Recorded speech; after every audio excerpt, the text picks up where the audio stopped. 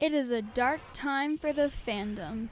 Evil forces of corporate greed and malfeasance have conspired to render the once proud franchise a shadow of its former self.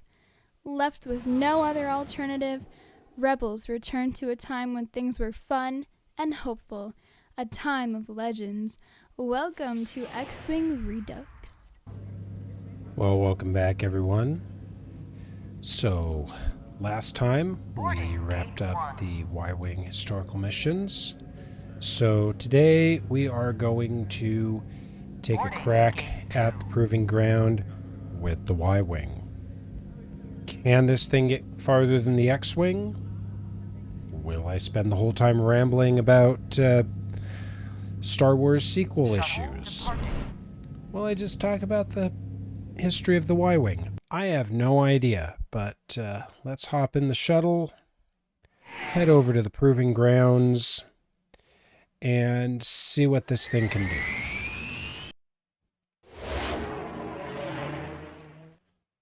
So, just as a reminder, the X-Wing, which I can start at level 8 now, the X-Wing got through level 11. So let's see how far the Y-Wing can go.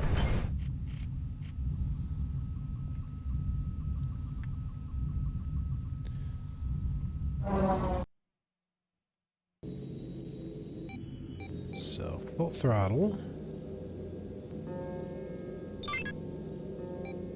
Now, obviously, one advantage that the Y-Wing has is significantly better weapon positioning.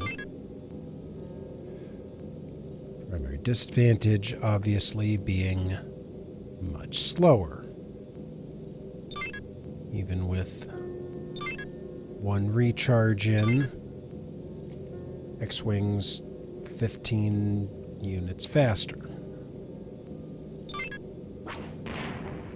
So, in the first couple levels, the name of the game is going to be to build up the shields,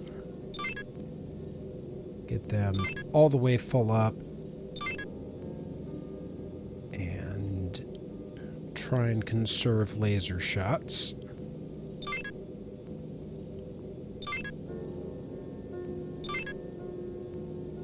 The nice thing, of course, again, you still have 4 weapons. Ion cannons are a little bit slower moving, but that does give you plenty of options for recharging the shields. And you can usually take out most of the targets with a single shot, which is legitimately helpful.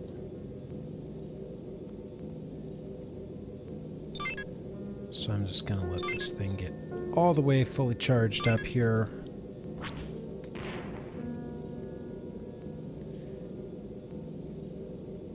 And then I'll cut the charge rate, at least temporarily, and just kind of let it do its thing.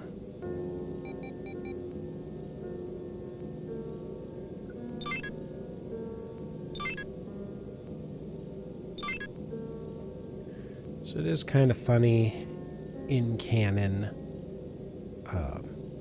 Even the actual new canon, rather than the Legends canon that I prefer, where you still have the Y-Wing serving in some variant or another, 50, 60 years after the Clone Wars, after the first variant comes in, which sounds kind of ridiculous, and then you remember that, oh yeah, there are still 3 Air Forces using F-4 Phantoms. Not to mention the fact that there are Air Forces buying brand new F-16s and F-15s, which are designs that both had their first flights over 50 years ago. So, okay, we'll give Star Wars a pass on that one.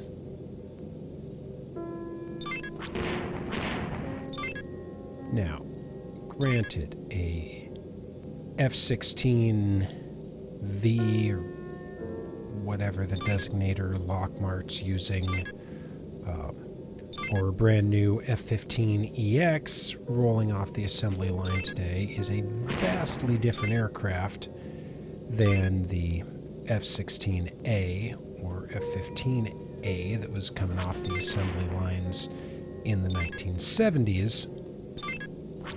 But lore-wise, same goes for the Y-Wing. We've got the Clone Wars Y-Wings that are all two-seaters, then the Rebel single-seater ones, and then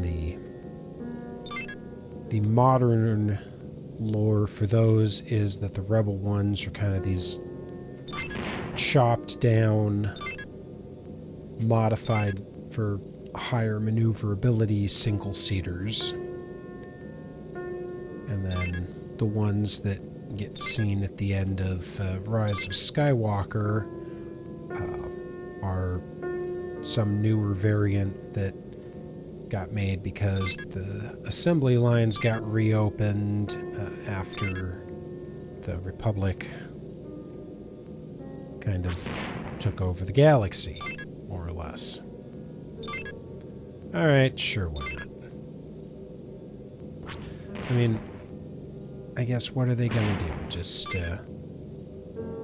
switch over to TIE fighters? So I'll give them that one.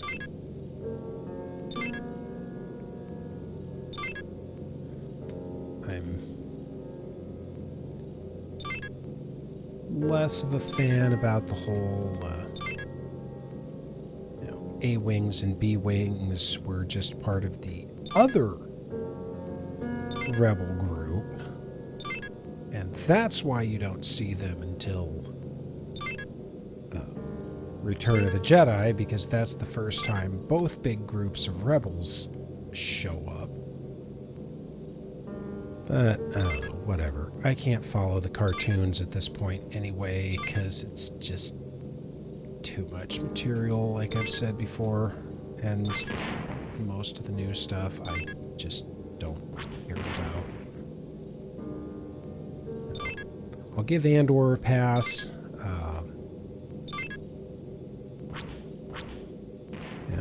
I might watch that at some point, but I don't have Disney Plus. I'm not getting Disney Plus, so let's just say if I'm gonna and since Disney won't release DVDs, yeah, let's just say that if I'm gonna watch Andor, it's gonna involve hoisting the Jolly Roger and singing yo ho, yo ho.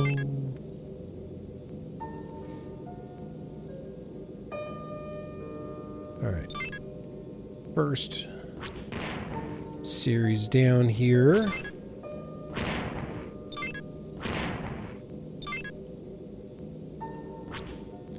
And the old Y-Wing is doing an excellent job of being accurate, which is always helpful.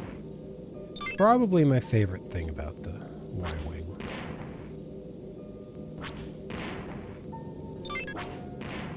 You can pretty much count on your shots going exactly where you want them to.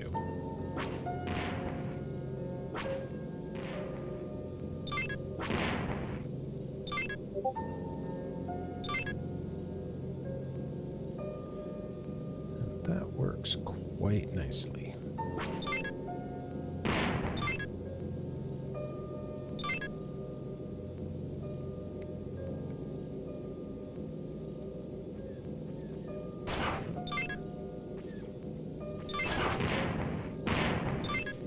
Actually starting to take fire already.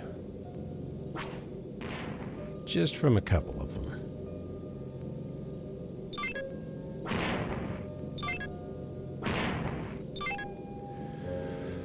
Alright, so I think I've got plenty of time, so sure. here is my complete theory on why The Last Jedi is a bad movie, but not as bad as people say it is, or it's bad, but not quite for the same reasons. And then also why Rise of Skywalker is such a train wreck. So, okay. I think I've said some of this before. Rian Johnson likes to get too clever for his own good. He likes to do movies where he wants to show people just how clever he is. Go watch Knives Out sometime to really get an idea for what I'm saying. Knives Out is actually a really good movie. It's got Daniel Craig in it. It's a murder mystery. It's genuinely a good movie. And Rian Johnson does a whole bunch of, classic murder movie kind of things where you think you know who the killer is and you don't, kind of stuff. But he also, even in that, he kind of gets a little too clever for his own good sometimes. There's a couple of twists that are kind of like, really? Really, really? There's a couple of things that probably could have been left on the cutting room floor. So, take that over to Star Wars, and he really wants to make a movie and show just how clever he is. So, you've got a movie that just subverts every Star Wars trope. Right? The smuggler with a heart of gold, not so much. Everybody's off on a big dramatic thing that is actually totally meaningless. The heroic sacrifice is subverted at least once.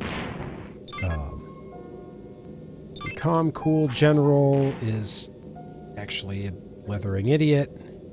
Which, okay, I'm not actually sure if that was a directorial choice or just they wanted Holdo to be a girl boss and she was just so horribly unlikable and written so badly. But let's just go with the brilliant general is an idiot. So basically you have all the tropes, all the classic Star Wars tropes, and subvert all of them all at once. And also, we'll throw it into this framing story to build tension with the whole spaceship chase and everything. Oh yeah, and I forgot. And Rey is nobody. The Chosen One really isn't special. There's so many... there's so much stuff in that movie. And I honestly think, if somebody had gone, hey, no. If somebody had told him no on, 2/3 of the plot points in that movie, it actually would have been a good movie and probably an interesting Star Wars movie.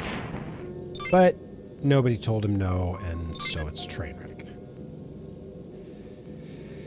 And then that brings us to Rise of Skywalker, which, okay, again, I mostly like most of J.J. Abrams' other stuff. I was a big Alias fan when that was on TV. Lost, okay, you know what, I bounced off of Lost a season and a half in because I just got tired of more mysteries and more questions and zero answers. So, there's that. The Abrams verse Star Trek movies, I think, are fine. Some people hate them. I think they're fine. They do a decent job of what they're meant to do, and they're pretty okay. I liked the idea of kind of rebooting the universe. But honestly, even in most of his actually successful works, Abrams borrows a whole lot from other more successful ideas and borrows a lot from other beats in the franchise. See also my quasi-dissection of Force Awakens. And it's okay to borrow, it's okay to echo beats from previous movies in a franchise. It's kind of a nice way to, build a little rapport with the fans. And also, it's a little bit of a quick shorthand. Like, if you have, say, a smuggler with Heart of Gold, you don't necessarily have to spend as much time building up who this guy is. We kind of already get the idea of, okay, we know what his archetype is. Now, spend some time giving him some character, but again, you can kind of shorthand for, oh, okay, I know who this guy is already. Well, the problem with Rise of Skywalker is half the movie has to get spent unwinding everything that happened in Last Jedi, right? You've got to go, okay, the Holdo maneuver was a 1 in a billion, and could never have happened otherwise, because, I mean, that basically negates how they took out the other 2 Death Stars and everything else.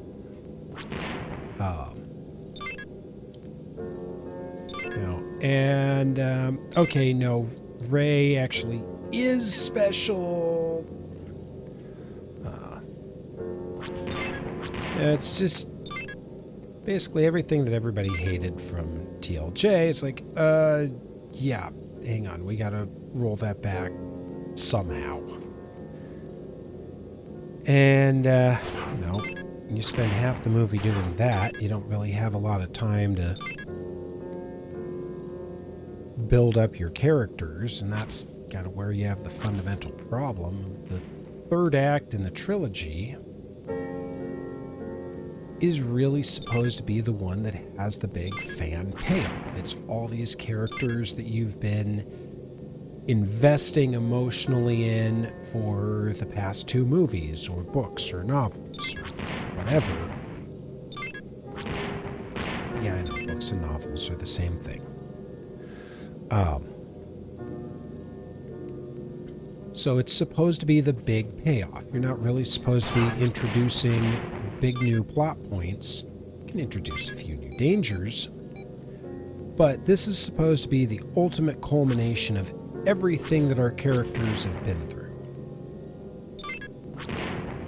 And the big problem with Rise of Skywalker is it spends so much time unwinding half of what happened in the previous movie that, one, it can't really pay off at half of the promises from the past movies. 2, what promises from the past movies?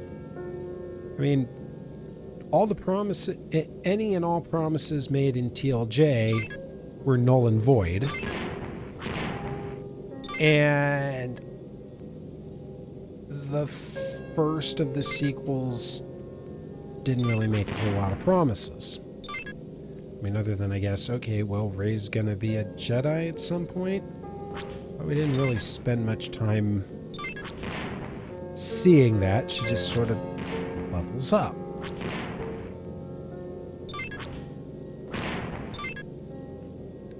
Like, we see Luke struggle and fail and learn do or do not because there is no try and all of that in the second movie. Rey doesn't really struggle in the second movie. She definitely doesn't struggle in the third movie. I mean, Luke still kind of gets himself in a couple of scrapes in Return of the Jedi. So, anyway. But again, you don't have time to pay off any promises you made to the viewers because, well, you didn't really make a lot of promises to the viewers. And half the promises you did made, you had to pull the rug out and go, no, we didn't. So then you get a bunch of story beats that echo other things because quick shorthand, and that's how you get really lazy writing, like, okay, we need a new big bad because we definitely killed the big bad last time, which is another subverted audience expectation that could have been interesting, but is just lazy. So, hang on, we need a new big bad. Suddenly Palpatine returned. Oh gosh. It's just like lazy fanfic level writing. So, anyway.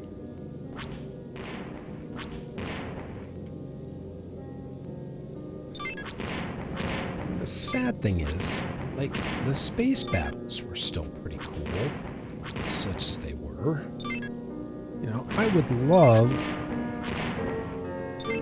I'll never get it. I mean, I know Squadrons exists, and Squadrons is decent, and I'll play that at some point. I mean, I would love, like, a full-up X-Wing game that's kind of in that sequel era, and you can fly the new T-70 X-Wing and the upgraded, I forget what it's called, Y-Wing, and yeah, I'm sure the B-Wing got some upgrades.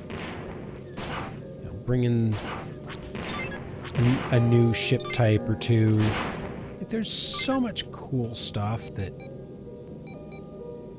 could be done with that. And we'll never get any of it. I mean, honestly, you could say the same for prequels. Like, I would love an X-Wing style game that was set in the Clone Wars era, right? You could do, you know, you could still have Y-Wings, even. You know, Y-Wing, Arc 170, Jedi Starfighter... Z95 Headhunter, the Dash 80 version, or whatever it is that the clone troopers use. Like, again, got so many options. Oh, I guess you could even throw in the Naboo Starfighter, the N1. No. And we'll get none of it. I mean, I know... Closest we got there was Jedi Starfighter, which...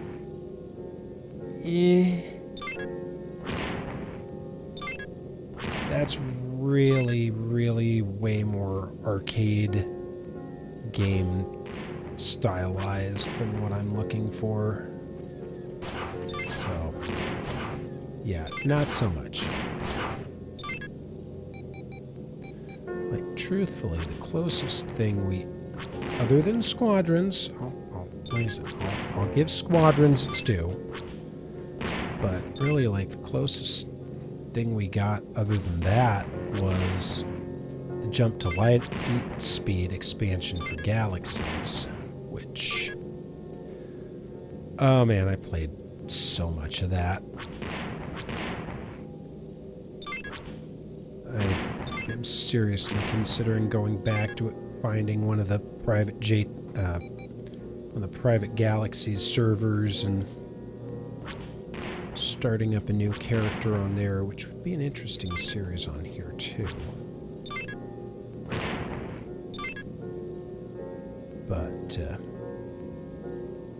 yeah, I loved Galaxies back in the day. Probably pre-new game enhancement, where they tried to make it more like World of Warcraft. The whole, I'm just gonna live in the Star Wars universe and have my character that does whatever. That was cool. That was totally my jam. You know, I loved the idea that you could have a character whose whole thing was being just the best armor crafter or weapon crafter and building stuff and hiring out to people to go bring back the raw materials to make weapons, and like, I thought that was just the coolest thing. Being able to role play well in server, just, yeah, that was totally my jam. And then jump to Lightspeed just was kind of the icing on the cake, because now you had space stuff, you had space missions, and the flight model isn't quite as good as X-Wing, but it's pretty good. And it flew well with the joystick. So, and it looked pretty good. I mean, early 2000s good, admittedly, but yeah, I am seriously thinking about doing a series going back to that. Roll up some kind of new character and do adventures there. I don't know what kind of character I'd have, though. Probably something somewhat combat focused, but my main back in the day was a Twilight bounty hunter. And I feel like I've kind of told all of his story already, at least in my mind, so I don't think I'd want to go back over that same ground again.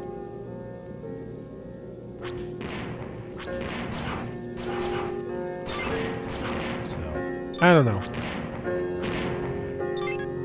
Maybe something different, like Shipwright or something. Oh, I missed a gate. Nope, I guess I didn't. Just didn't hear the boom. I don't know. Something like Shipwright and Weapon Crafter. And then some kind of combat profession, so I can at least go get some of my materials myself.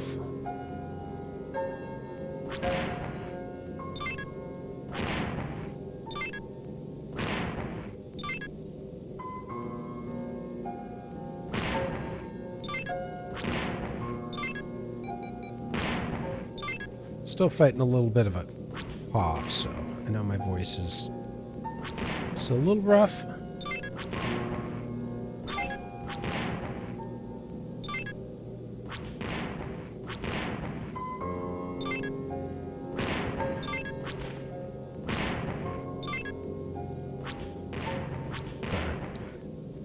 But yeah, thinking about going back to Galaxies. Don't know when I'd have time, or again, what kind of my character stories would be, because it would have to be some kind of series for the for this channel. So, still thinking about it. If you've got any ideas, throw them in the comments.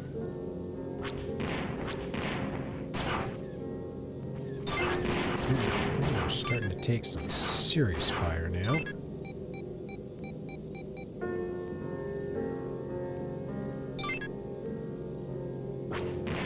I don't think this thing's going to get through level 11.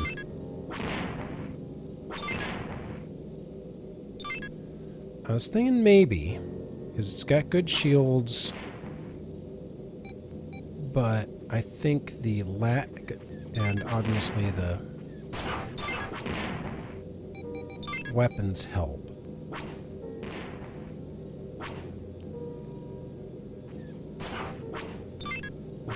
think the lack of speed that's giving me more exposure to when the turrets are firing at me is starting to cause problems. Now, not so much when I can just nail them like that.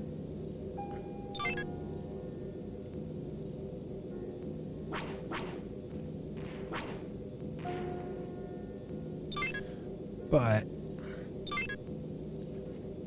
when I don't do that,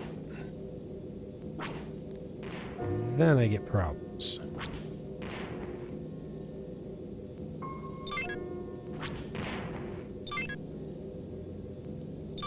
Okay, I really didn't expect that shot to land.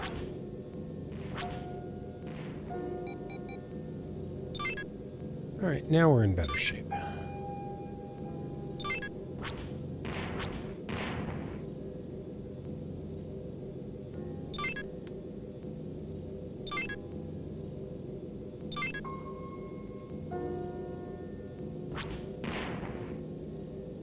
Also gonna get rough when I start having to deal with those backwards turrets.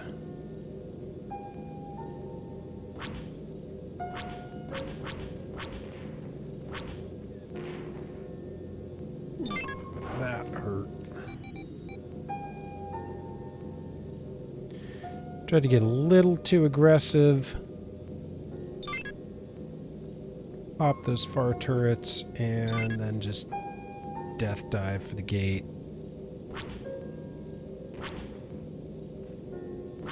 Bad plan.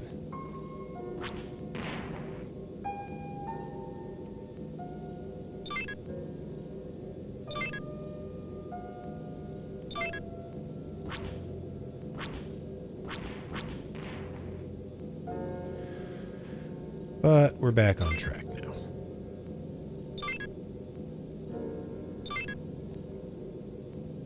If I have now missed one gate.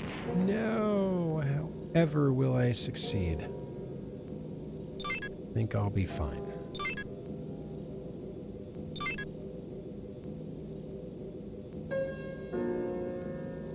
This one's in shadow are tough because you can't see turrets almost until it's too late.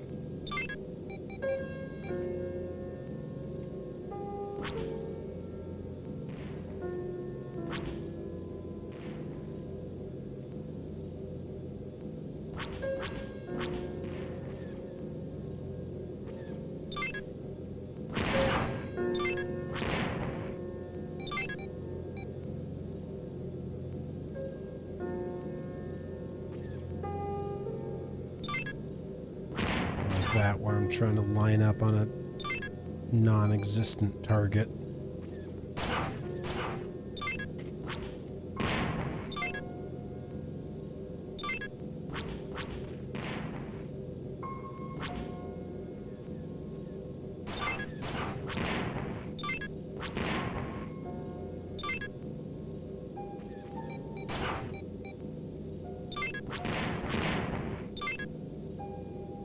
See, but like there, I can see both turrets on the base.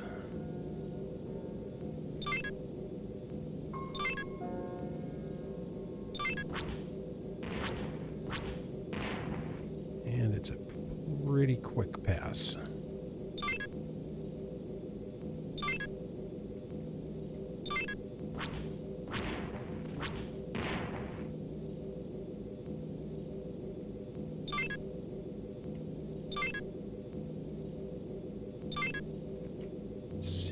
It's going to be one.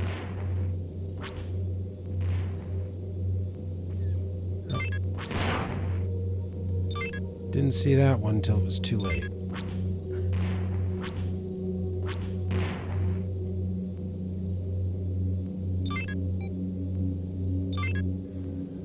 But we're back to just cruising along here.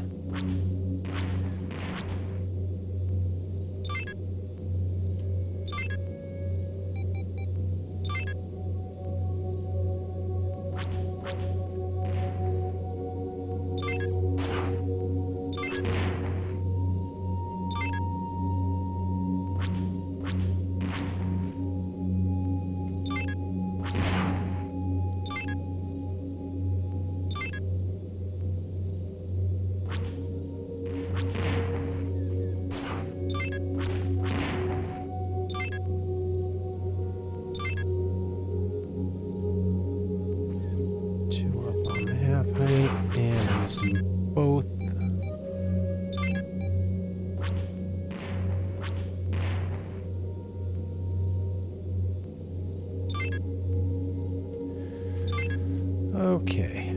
Oh. That's going to be a little bit more challenging now.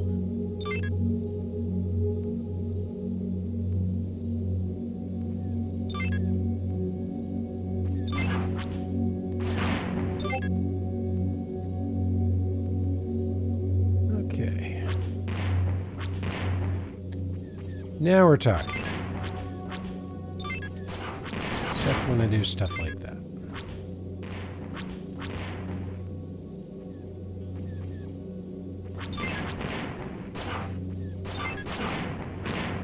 I do have to admit, this was probably my least favorite part of the game. It's kind of a requirement if you want your pilot to get all the badges and ribbons and everything, because there's a Proving Grounds badge for each ship. Now, granted, you only have to get through level 8, but even so, it's just... it gets kind of tedious. I much prefer the TIE Fighter version, if only because it's faster. It's fewer segments. So there's that going.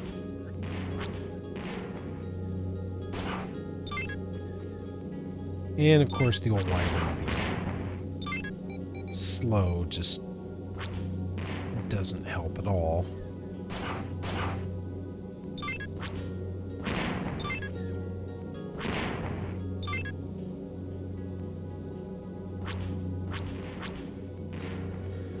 So, but it's funny, this channel actually just at the beginning of this month celebrated its 9-year birthday. I have been making videos off and on for 9 years on this channel. Working on my 10th year now, which is absolutely mind-bogglingly crazy. For a lot of reasons. Like, even though I haven't necessarily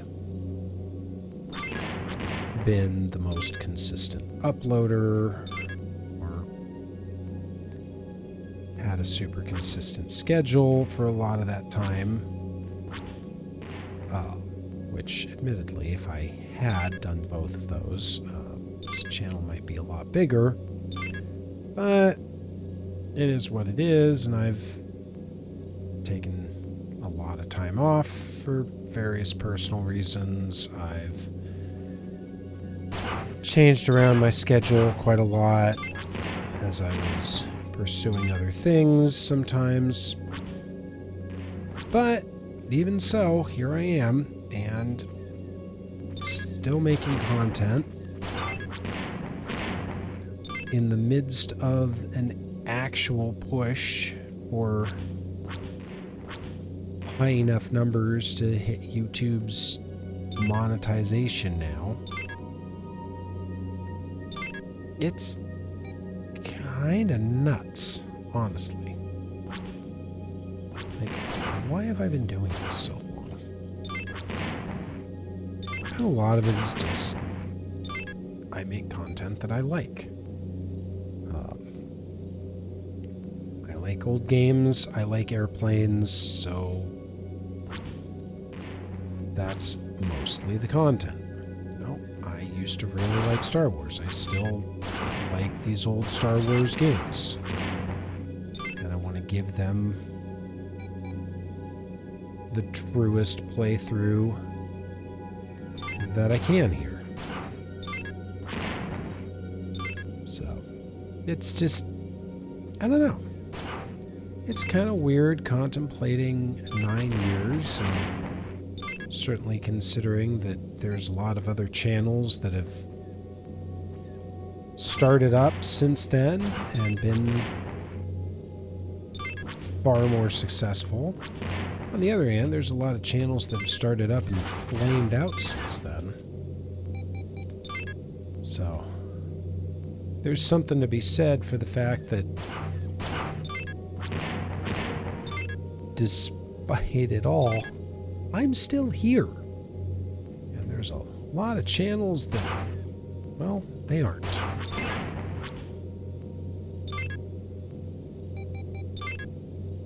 Sometimes for good reasons, sometimes for sad reasons. Oftentimes, though, it's just somebody decides, this isn't fun anymore, this isn't meeting my interests anymore, I guess I'm done.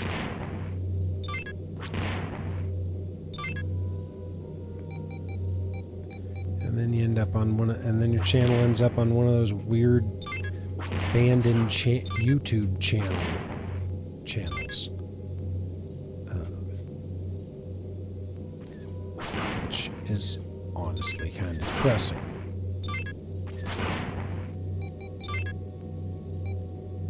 So, don't worry about that. If I ever decide to actually quit, there will be one final video saying, hey, I'm done. So long and thanks for all the fish. Or something to that effect. Yes, I'm a big Douglas Adams fan as well.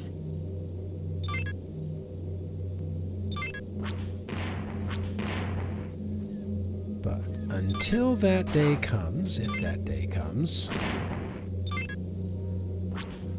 I'll still be here playing whatever games I like and talking about the stuff I like, and who knows? Maybe there'll even be some cool projects that show up from time to time. I've certainly never been afraid to experiment with the format before. I've had a pretty good run where I was doing like a weekly Monday vlog kind of thing. Decided that wasn't really meeting my needs and not really doing anything interesting audience-wise either, so eventually discontinued those. But, yeah, it was interesting.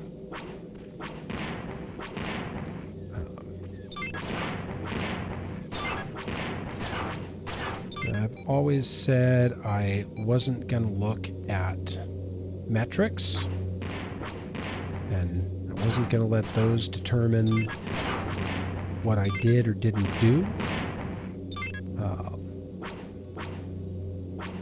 That's mostly still true, but I will admit that, like, the Panzer General playthrough, the whole Der Panzer General rides again bit, that largely ended because, quite frankly, nobody was watching it, and as much as I also love Panzer General,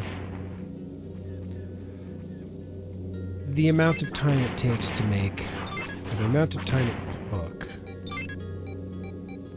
to shoot an episode of that, which was basically an entire campaign mission playthrough. The time it took to shoot that, get the editing in, and all that was honestly way out of proportion to the number of people watching it. So if you were one of the 5 people who watched those and really liked them, thank you so much for watching them. And I'm sorry to disappoint you, but also the people have spoken, and what the people want is this. What the people want is X-Wing and Wing Commander right now. So I don't really mind. I kind of came to the conclusion that, you know what? I can do one more interesting thing with X-Wing and TIE Fighter. Follow up with squadrons. Maybe do a Jedi Starfighter playthrough. Maybe. I own it and I've never played it, so it could at least be interesting. And, you know, over on the Wing Commander side, got Privateer. And then still got Privateer 2, Wing Commander 3, 4, and 5. Which, also given the switch over to full motion video and some of the actors in those games, makes for a bit of an ambitious crossover. If you know, you know. If you don't know, I feel like I shouldn't ruin the surprise. So I won't. I'll talk about that when I get there on the Wing Commander side of the house, because, oh boy, was that a shock to the system back in the day. Cool. But, wow, that was a shock. Okay. Maybe I should focus a little bit more on what's going on over here, because my shields are starting to get massacred. And I need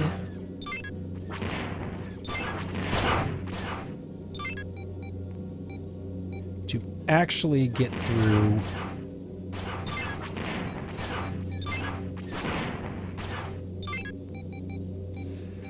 this. I need to actually get through this level to get my patch.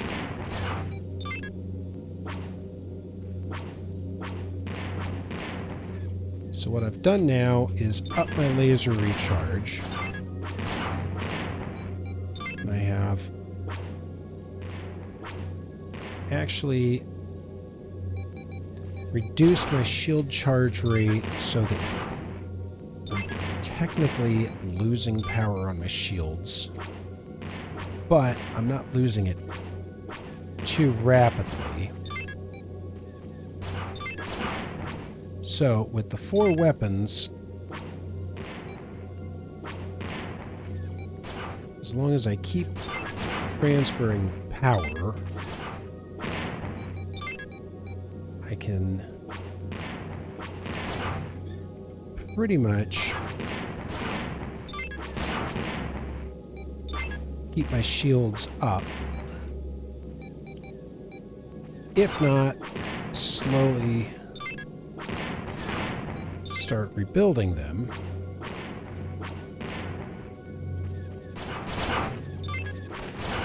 And still have enough power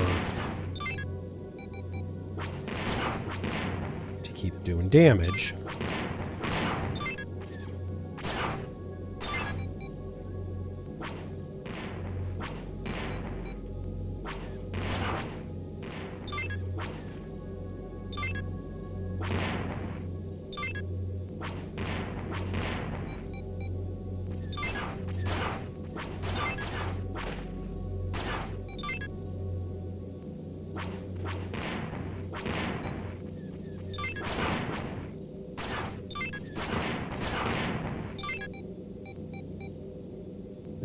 Kinda technically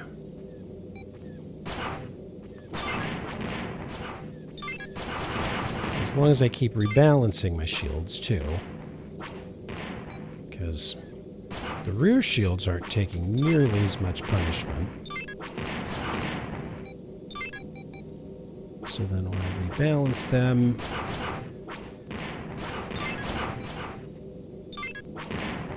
okay, there we go.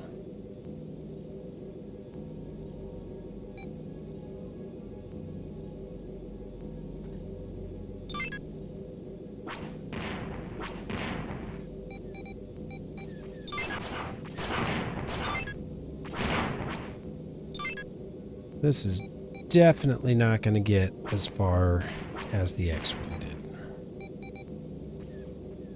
There's just no way.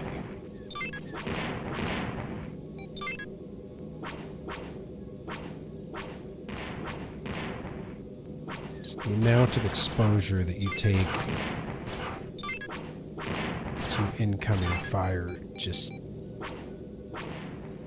kills you. Literally.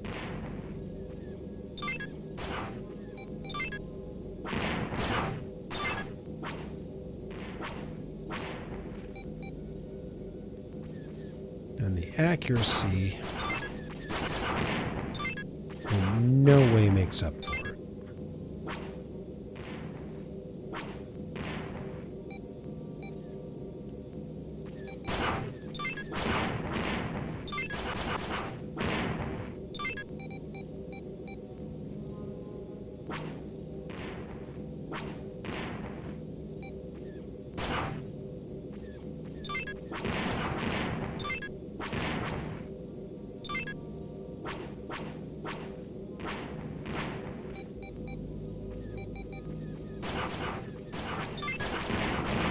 You also got to remember to not rebalance your shields while you're getting shot at, because I don't have enough energy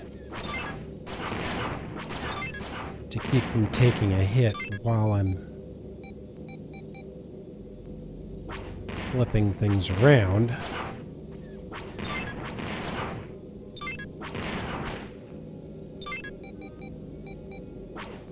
So that's not optimal either.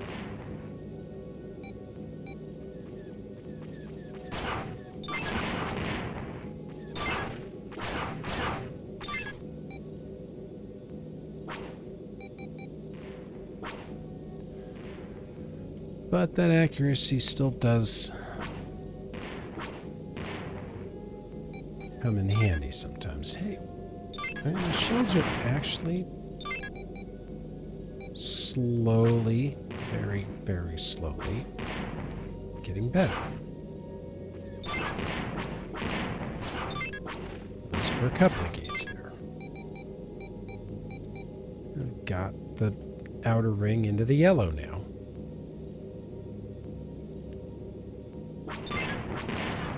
So that's definite progress. Oh. And now we're starting to... And now we've got the rear firing laser batteries.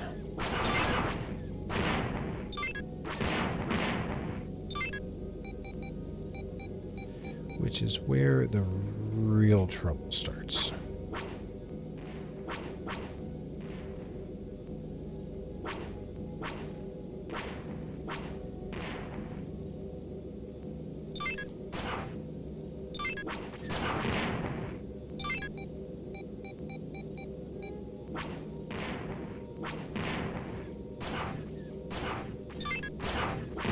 But we're hanging in there.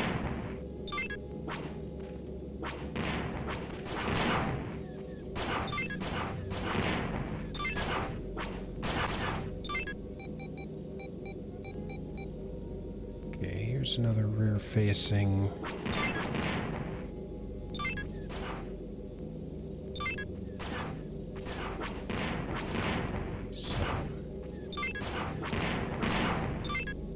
Only thing I can do is really just try and take out everything ahead of me as fast as I can.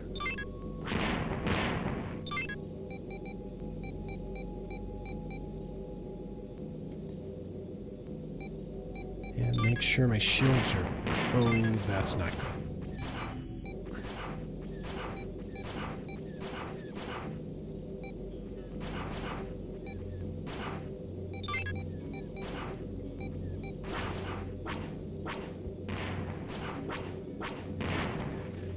Well,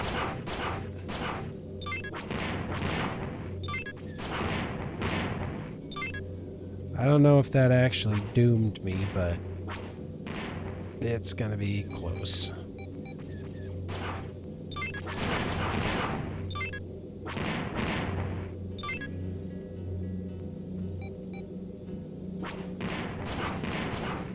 is a lot of firepower now.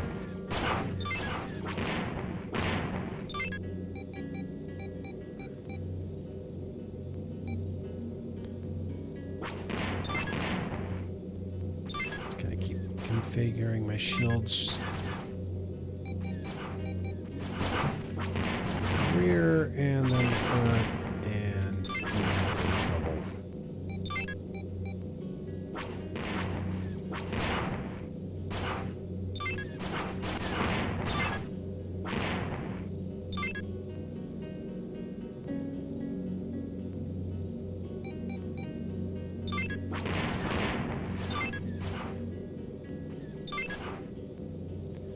Ooh.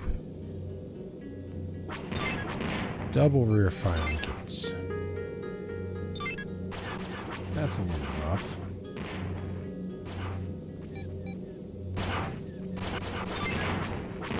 You know, one thing I have always wondered about this is if the configurations were totally pre-built, or if there was some amount of randomness to the gates, gate configurations, and positioning. I don't actually know.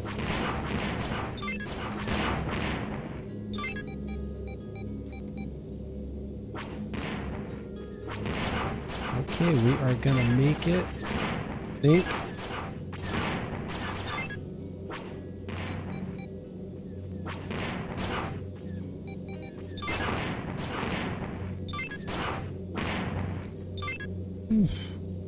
Made it through level 8.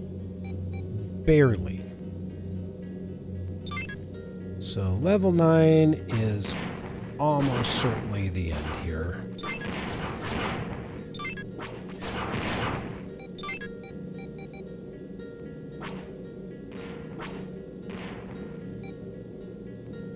I just don't think I can hold up against this volume of fire for much longer.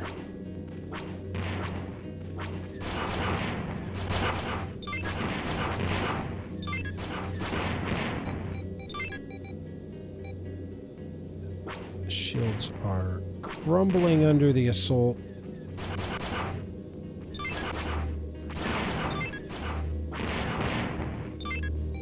I'm just gonna go double front for right now.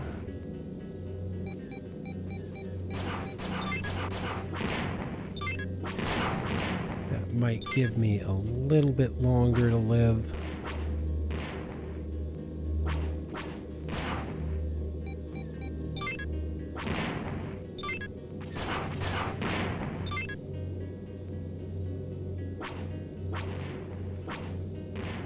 At least until I start having to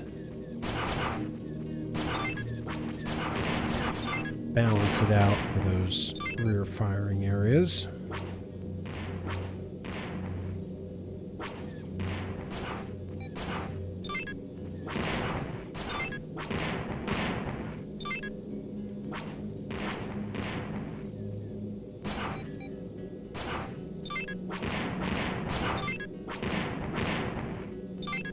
Okay, that was solid.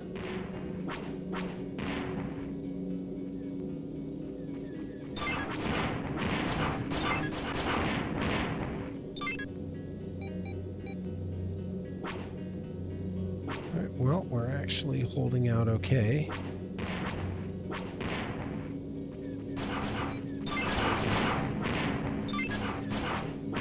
Mostly because of the shield configuration change.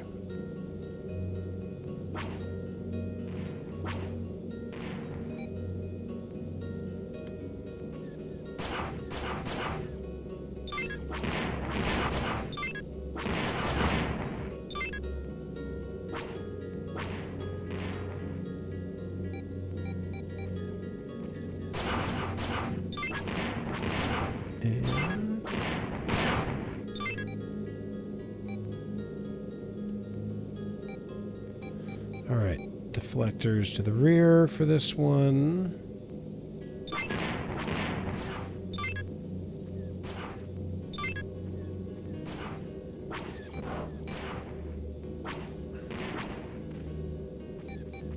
He took a hit.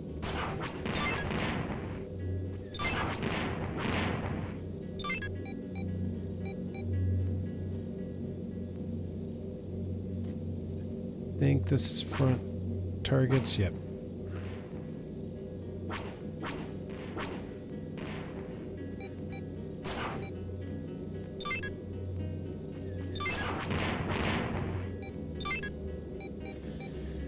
Hey, we're back to 2 rings again. Just barely.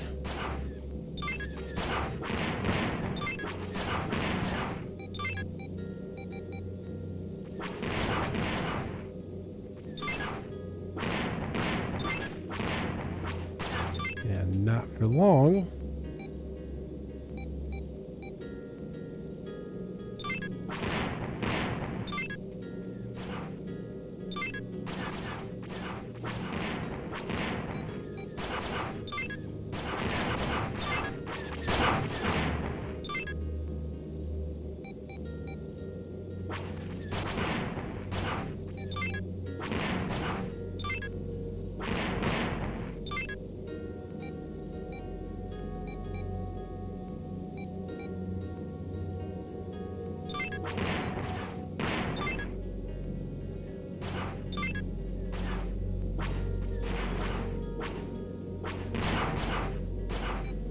Yeah.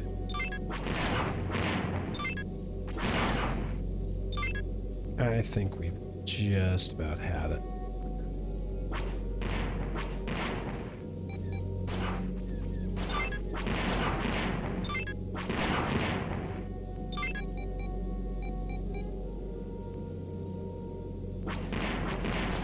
I'm honestly surprised I've lasted this long.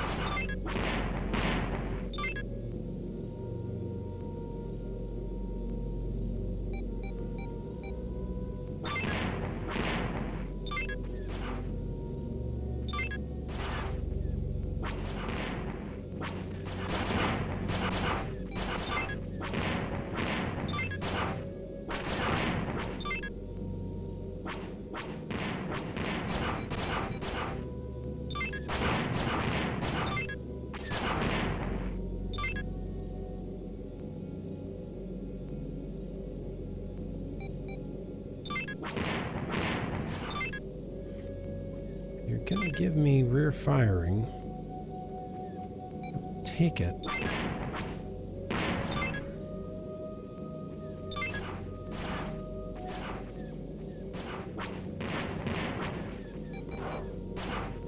That was another hit.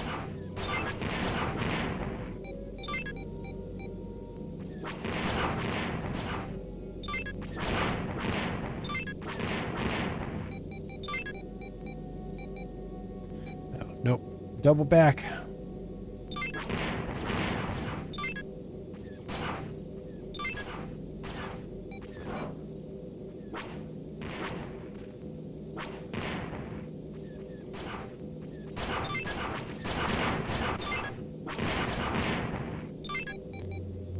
This game's starting to really kill me.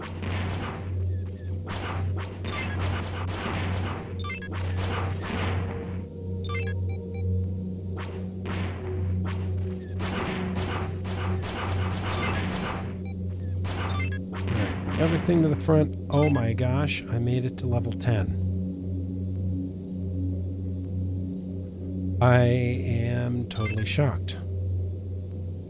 Because I really figured there's no way I was getting through 9.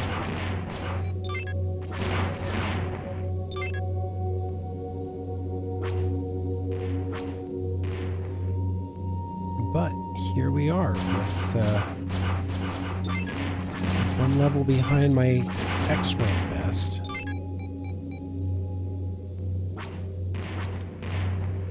Now, given my shields, this is definitely it.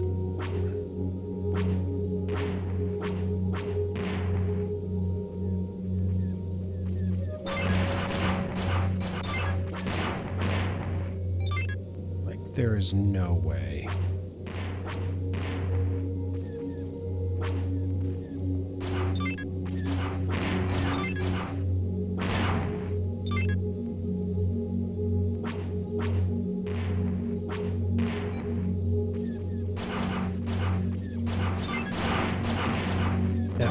There it is.